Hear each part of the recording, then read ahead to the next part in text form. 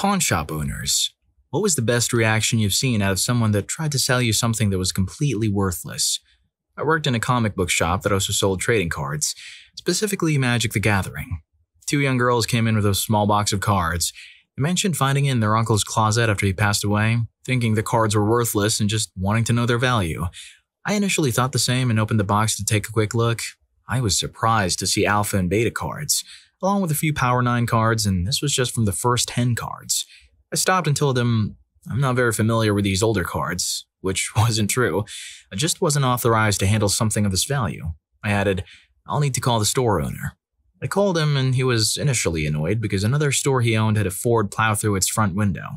He told me not to bother with the trade-in, but when I mentioned some of the cards in the stack, he immediately said, Don't let those cards leave the building. I'm on my way. And hung up. The girls couldn't wait, so I asked if they wouldn't mind leaving the cards with me, along with their names and phone numbers, so we could get back to them later. When the owner arrived, he went to the back, put on gloves, and carefully examined all the cards. I stayed after my shift because I was curious to see what would happen. The owner earned a lot of respect from me when the girls and an older woman, likely someone's mother, returned. He was very honest with them, saying, The cards you have here are all very valuable. There isn't a card in this box that would sell for less than about $5. But these cards, he showed them some I couldn't see, are the most valuable in the box. And this one, he pulled out a specific card, is worth at least twice as much as all the others in the entire box combined. I don't have enough money to make you a fair offer. Your collection is easily worth about $20,000 to a collector. The girls were shocked. The owner offered them all the cash he had in the shop, around $6,000, and they accepted. They accepted? Damn, store owner had a haul that day. Story 2. I used to work at a surf shop and we would discard the poor quality boards. Those we couldn't sell, were broken, or were intended for future projects, in the backyard of the shop. One night someone stole some of these boards without our knowledge and then had the audacity to try and sell them back to us. Yes, he attempted to sell us the very boards he had stolen from us. My boss found it amusing and said, These boards are so bad we'll just throw them back in the backyard. So the thief was left with stolen boards that no one wanted and had to dispose of. In another similar incident, I worked at a used bookstore and frequently purchased books. Two men came in, inquiring if I would buy any books from a library book sale. I informed them that the owner had already gone through those books, so it was unlikely. But if they believed they had found something worthwhile, I could give them a price. They returned later with a large number of very low-quality books, clearly just grabbing anything they could carry from the discount table. I told them that there were only 2 books from their collection that I could purchase, and I would offer them $1 for both, rather than the $10 or more they were hoping for, which upset them greatly. To get them to leave the store, I took their names and phone numbers under the pretense that the store owner would contact them later, as they were confident the owner would give them a much better offer. 10 minutes later, the police called, asking if I knew anything about these 2 men. Apparently, at the library, they had boasted to everyone about how they were buying up all these books and how the shop down the street was going to pay them a lot of money for them. While they were there, they also stole a woman's purse. I was more than willing to provide the police with their names and contact information. Fools. Story 3. My great uncle owns a pawn shop, and some of the items brought in are either hilarious or heartbreaking. People attempt to sell old TVs they acquired for free on Craigslist for hundreds of dollars, claiming they're now vintage. There are obviously rented instruments for children's band classes, still with tags from the rental shop. And the drama surrounding engagement rings.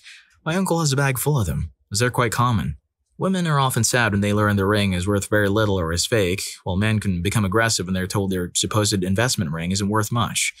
The excuses people come up with for obviously stolen items are terrible, especially when asked if they can prove ownership of the item. On the flip side, when someone is selling their wedding ring, particularly a lady with kids, my uncle has been known to simply give them $50 and let them be on their way. It's surprising how many people don't understand that pawn shops offer secured loans. The amount you receive is just a fraction of the item's value. Alternatively, if you choose to sell your items outright, you'll still only get a fraction of their value. This is because the owner has to store the items, inventory them, evaluate and tag them, and then resell them. The owner must cover the overhead costs until the items are sold, so you'll never get the full resale value from the owner in the first place. I guess most people are just desperate for quick cash and don't consider these factors. Yeah, vintage, like how my grandpa's vintage. Story 4.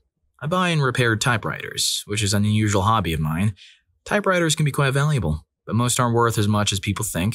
About 85% of typewriters are worth no more than $125 in pristine condition. Often people try to sell their inherited typewriters for $50 to $1,000 more than they're actually worth. I've seen someone try to sell a typewriter for $650 because they saw a similar one online for $700, but in a different color. I'd bought the exact same typewriter just 3 days before for only $63. There was another instance where several people were trying to sell typewriters for $150 to $250, and I managed to buy one in amazing condition for just $70, which was better than the high-priced ones. Just because someone labels something with a price or because it's old doesn't mean it's worth that price or valuable. That's not how it works. In another story, I used to work in private security, and my partner provided security for a pawn shop. A Navajo man arrived with a trailer full of landscaping equipment, which looked like what residential landscaping companies use, including shovels, mowers, and enough equipment for a 3 to 5 person crew. He wanted to sell everything at once, including the trailer. The owner said, "Let's inventory everything. Give me 24 hours to add it up and I'll call you." The owner took a notebook and wrote down every item, including serial numbers where possible. He also noted the trailer's license plate and took a quick picture of a miscellaneous sticker on the hitch. He then called the police because the trailer had been reported stolen that day. The owner and a detective arranged a convenient time to meet. The owner called the man back and said, "I'll give you $4,000 for everything." But they argued over the phone and the owner eventually agreed to pay $7,000 for all the equipment.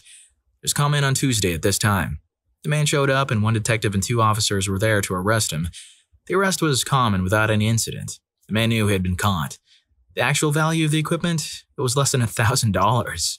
It was heavily used, very old lawn equipment.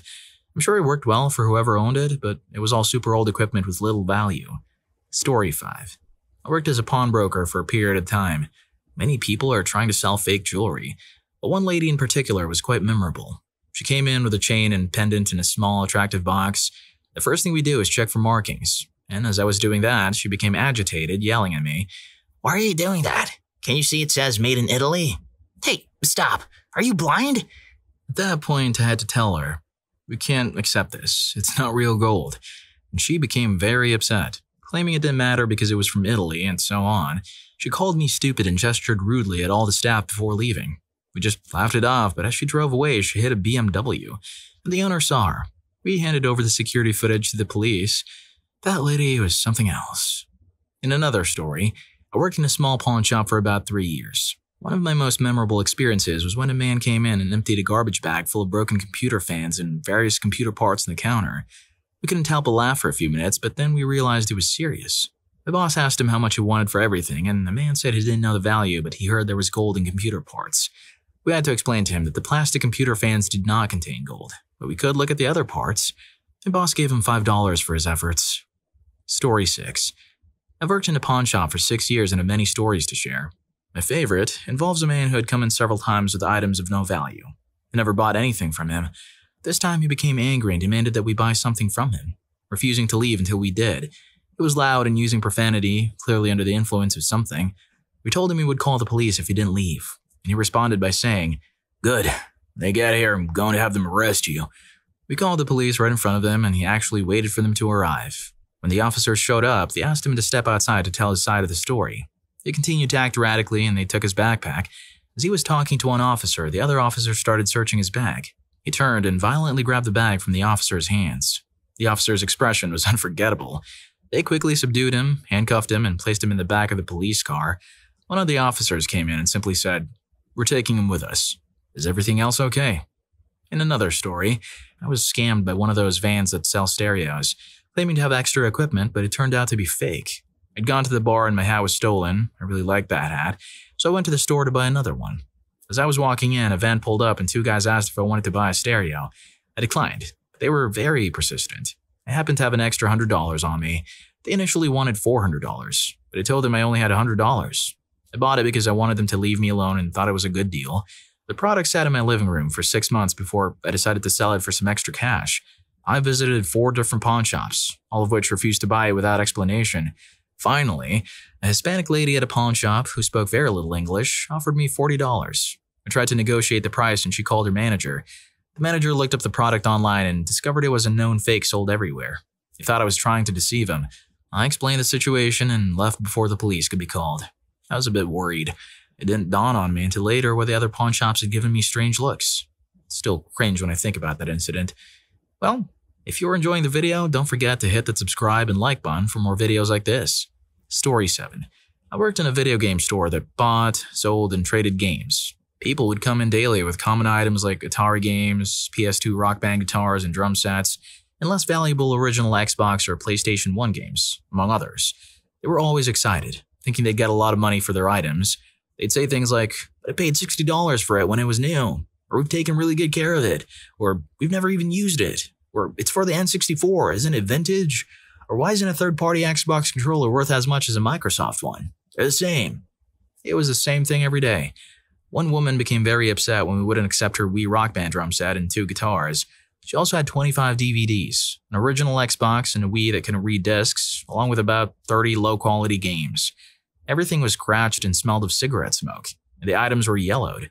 When I told her we could only take the 2 controllers that came with the Xbox, she yelled, threw the box of DVDs on the floor, and rearranged games on her shelves as she left angrily. The man she was with picked everything up and they left. They tried our second location, but we'd already informed them of what happened.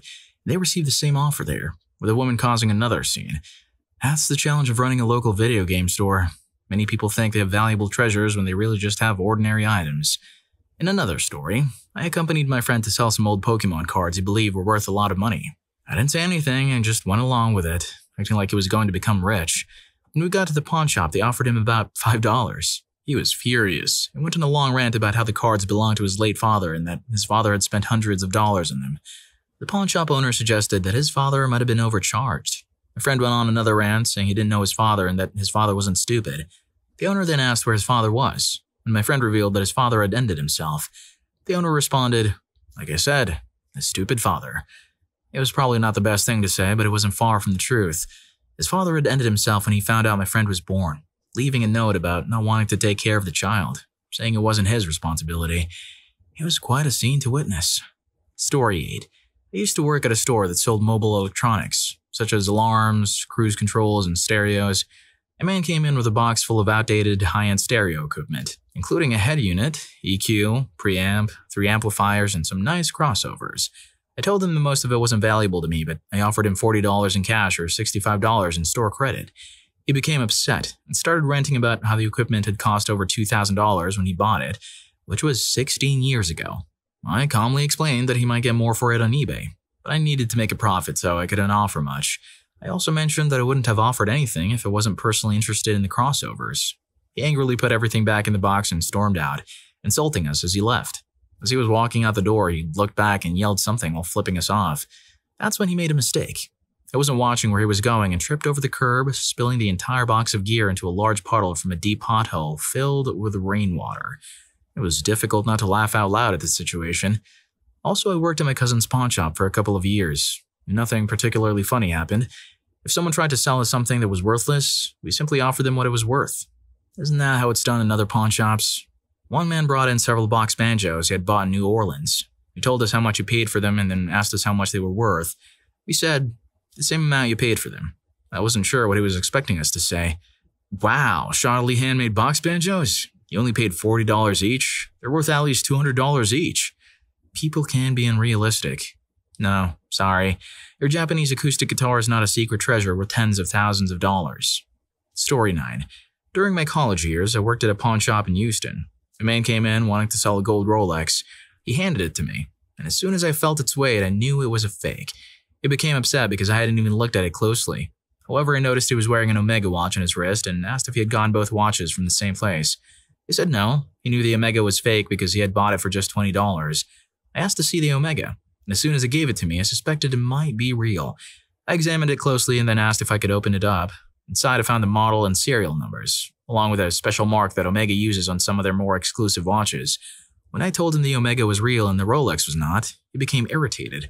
He wanted $500 for the Rolex and offered to throw in the Omega. I shook my head in amusement, and he thought I was declining. He then lowered the price to $400, and just as his friend walked in, he said, $200, and that's my final offer. I gave him $200, let him fill out the paperwork, and sent him on his way. As he was leaving, I reminded him he had forgotten something and tossed the Rolex back to him. The look of confusion on his face was priceless. I'm pretty sure he realized he had made a mistake. It turned out, the watch had been purchased by Willie Nelson and given to Roy Orbison as a birthday gift. Roy Orbison had taken it off and given it to a waiter at a club in Houston where he was performing. The waiter then traded it for a line of substance, and that's how it ended up with me. It's still sitting in my safe. Initially, I only had an estimate of the watch's value, which was about $2,000, based on its resemblance to a common Speedmaster. It wasn't until an Omega collector examined it that I realized it might be worth much more. That's when I started doing more research. As for how I ended up with the watch, the pawn shop was owned by my dorm mate's mother, a lively woman in her 50s who had recently divorced and had a big heart. She let me wear it on a date one night and told me to keep it. Told you to keep it? She basically just gave you $1,000 for free. Story 10. A man who appeared to be under the influence came into the pawn shop with a smooth garden stone, insisting it was gold ore. I tried to explain to him that the stone was clearly not gold ore, but he wouldn't accept it and demanded to speak to someone older who would know more about gold ore. I told him I was the oldest person there and the most knowledgeable about gold. He became agitated and threatened to sue us if we didn't buy his gold. I smiled and wished him good luck. Then he became very upset and threatened to come back and force us to buy his rock. My associate and I stepped from behind the counter, making it clear that we were armed, and suggested that wouldn't be a good idea. We called the police after the man ran off, and luckily, he had left his ID behind. 1 month later, a man went to one of our other locations and announced he had just bought our chain of stores. He demanded that all employees stop carrying weapons at work. He claimed he had found gold ore in someone's yard, sold it, and used the money to purchase our company. When no one took him seriously, he damaged some of the display cases and the police arrived to arrest him. He was quite the character, and we haven't seen him since. I'm a store manager at one of the busiest pawn shops in Northern California, which means I deal with a high volume of customers and have many stories to tell. A man brought in a stone painted green, claiming it was ancient gold that had developed a patina over eons. I tried to explain that all gold is ancient, formed under intense conditions like the collision of dead stars, but he insisted it was gold. After a 30-minute discussion, he forced me to test it. When I showed him it wasn't gold, he said he had spent $4,000 buying it from someone. The man brought in a bag of used syringes, wanting to trade them for a TV. I did not agree to the trade. The man brought in a piece of safety glass from a windshield, claiming it was a diamond, even though I assured him it wasn't. Someone brought in a clump of bent and slightly melted forks and spoons, claiming it was a meteorite from the International Space Station's trash dump shot into space. Someone brought in a costume cape, claiming it was a real invisibility cloak from Harry Potter. Upon further questioning, he believed it wasn't a movie prop, but the actual magical cape. My favorite, as a watch enthusiast, a person brought in a Rolex watch, saying their father had given it to them. When I showed her that it actually said Rolflex and Skissmade, she claimed those were misprints that made it more valuable. After opening the watch to show her the movement, I found there was no movement at all, just a weight in the back. A couple came in with an old 30-inch TV from 1990, insisting it was an antique and refusing to leave the store unless we gave them $800 for it. We showed them online listings selling the same TV for just a couple of dollars, but they refused to believe it and insisted they knew the value of what they had. Well, if you like these stories, here's more. YouTube thinks you're gonna love this. Catch you in that video.